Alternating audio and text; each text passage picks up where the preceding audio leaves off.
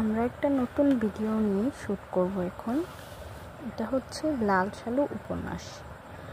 যদি লাল সালু উপন্যাসে মসজিদ সম্পর্কে বা অন্য কোনো সম্পর্কে কিছু উল্লেখ থাকে, যেমন মসজিদ কী করেছিল বা মসজিদ কী কী কাজকর্ম করেছিল, বা লাল সালু উপন্যাসের ভিত্তিতে তুমি কি বুঝতে পেরেছো, এরকম কোনো প্রশ্ন উল্লেখ থাকলে জাস্ট এই লাইনটা দিলে, এই কয়েকটা লাইন দিলে আর উদ্দীপক থেকে কিছু তথ্য অ্যাড করলে 3 থেকে 3 বা 4 থেকে 4 পেয়ে যেতে পারেন।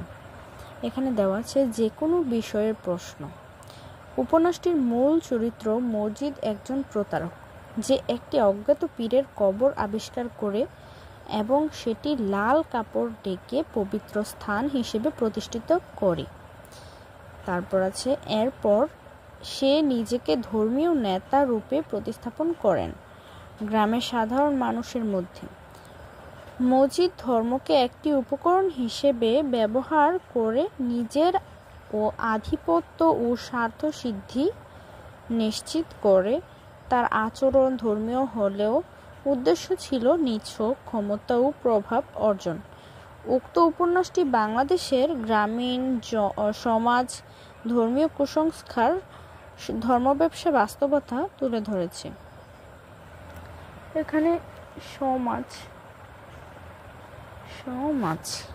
ঠিক আছে, জাস্ট এই লাইনটা লিখলে আর একটু উদ্দীপক থেকে বানিয়ে কথাটা লিখলেই 3 থেকে 3 বা 4 থেকে 4 পেয়ে যেতে পারেন। সো এইটুকু একটা কথার জন্য 3 মার্ক পাওয়া কিন্তু অনেক। এই লেখাটা লেখলেই আপনারা পেয়ে যেতে পারেন পুরো নাম্বার। সো এইটুকুই আজকের ক্লাস।